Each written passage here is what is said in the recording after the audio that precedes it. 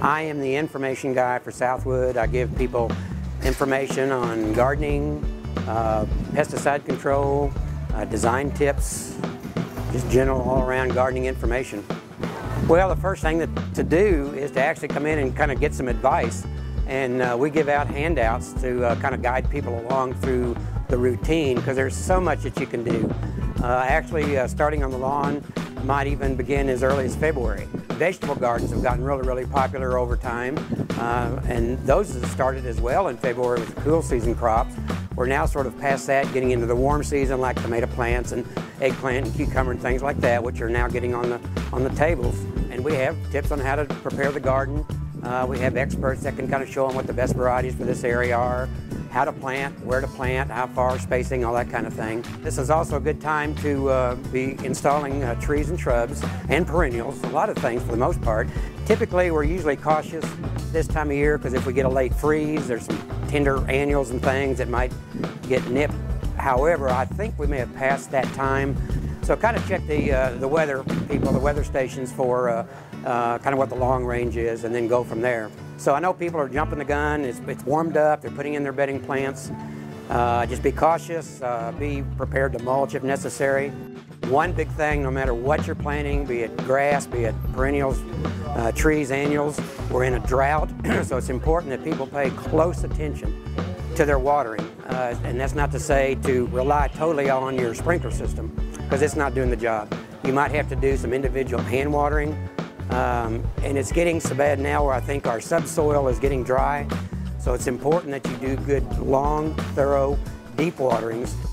We'll try to carry things that are tried and true. Of course, we always like to interweave brand new products, but we try to stay with stuff that people have success with, or give them the information so that they are successful. We have several varieties of tomatoes and veggies. Some of the older varieties of tomato plants, Better Boy and Super Fantastic and Celebrity, but there's a lot of really good heirloom varieties, some of the older varieties that are now starting to come back because they are found to be more flavorful.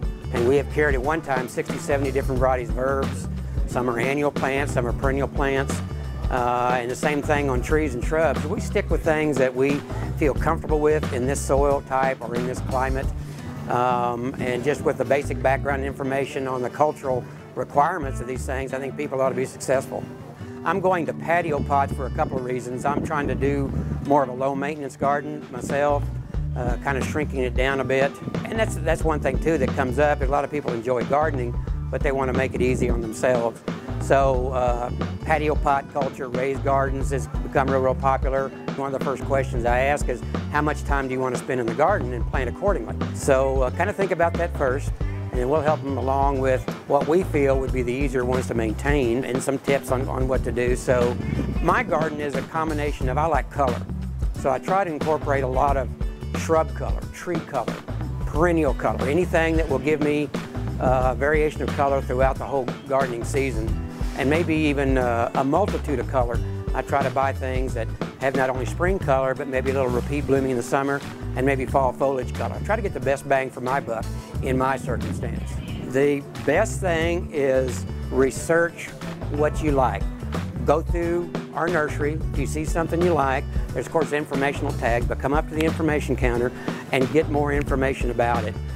If you buy it without really knowing the proper cultural requirements, there's some folks that'll buy some things they like and put it out in the sun when in fact it should go in the shade. There's some plants that come from different parts of the country. Those cultural requirements are different from Tulsa, Oklahoma. So always kind of do a little background research. Will this work in my particular garden? Several questions that I ask at the information counter is, how much sun or shade does your spot have? How much time do you have to work in the garden? Height and width requirements. Do you want it for a screen plant, shade plant? What do you want that plant to do for you? And then again, how much time are you going to have to spend to properly care for those things?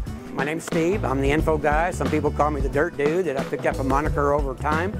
Come on out and see what we can do for you, give you information. They usually keep me chained to the info desk, so I'm here to help you most of the week.